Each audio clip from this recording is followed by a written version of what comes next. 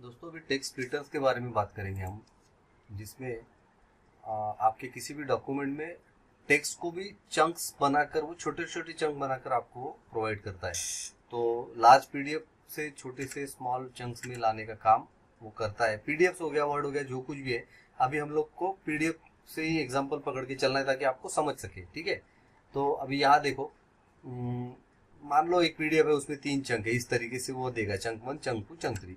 तो ये कंटेंट्स मैंने दे दिया कि I am Sam, I work in Google, I stay in Pune Maharashtra. अगर मैंने इसको बोल दिया कुछ पर्टिकुलर चंक साइज दे दिया, मान लो 10-20 जो भी है, तो उतने टुकड़े करके मुझे जो है इस तरीके से देगा। एग्जाम्पल चंक्स इस तरीके से देगा। आई एम सैम एक अलग चंक है, आई वर्क इन गूगल एक अलग चंक है, और वो एक अलग चंक है, I stay in Pune Maharashtra. तो इस तरीके से वो करता है। चलो इसका एक कोड देखा जाता है। कोड देखते हैं इसका अगर अपन, तो क्या होता है उस कोड में, मैं आपको दिखाता हूँ रियल। तो ये चंक के लिए टेक्स्ट स्प्लिटर का मैंने ये ले लिया, रिकर्सिव कैरेक्टर टेक्स्ट स्प्लिटर का मैंने ले लिया एक्चुअली, अगर आप देखोगे तो। और पाई पीडीएफ लोडर, क्योंकि मैं पीडीएफ लोड करने वाला हूँ जो पिछले वीडियो में मैंने किया था। और लेंथ प्रिंट कर रहा हूँ, फिर मैं चंक साइज दे रहा हूँ, चंक ओवरलैप ले रहा हूँ। ये रैक का फाउंडेशन है बेसिकली।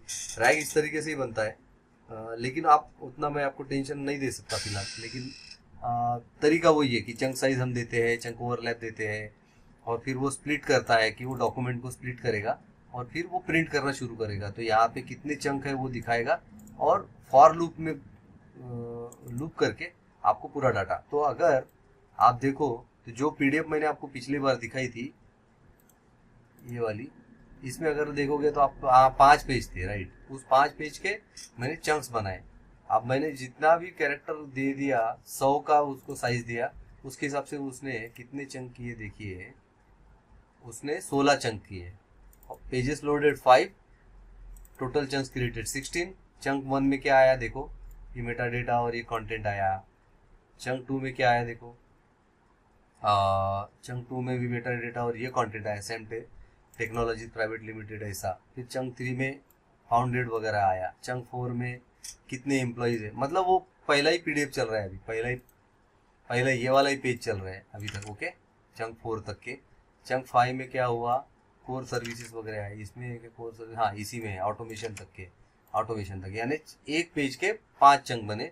छठे चंक में अगर आप देखोगे, एक्चुअली मेटा डेटा बहुत इंपॉर्टेंट होता है। आप देखोगे इसमें पेज नंबर 1 दिया है, ये पेज 0 मतलब फर्स्ट पेज है, और उसका ही चंक है। तो ये बहुत इंपॉर्टेंट होता है कि कौन से पेज पे है हम लोग इस वक्त, वो बताना जरूरी है। तो वो मेटा डेटा से हमें सब पता चलता है। अगर आप ये चंक 6 देखोगे तो सेकंड पेज शुरू होता है, ये प्रोडक्ट्स वगैरह, ये देखो ये वाला, ठीक है। तो ये मैं आपको समझाना चाहता था कि जो स्प्लिटर होते, देखो बहुत सारे टाइप के स्प्लिटर होते हैं। मेरा काम इस ट्यूटोरियल में पूरा डिटेल में जाना नहीं है, ये एक काइंड ऑफ क्रैश कोर्स है छोटा सा। तो आपको समझ में आना चाहिए कि लैंगचेन की पावर क्या है। तो इस तरीके से वो स्प्लिटिंग करता है, ये एक पावर मैं आपको बता रहा हूँ। इसके आगे और भी कुछ चीजें अपन डिस्कस करेंगे। चलो दोस्तों, मिलते हैं नए वीडियो में। Thank you very much.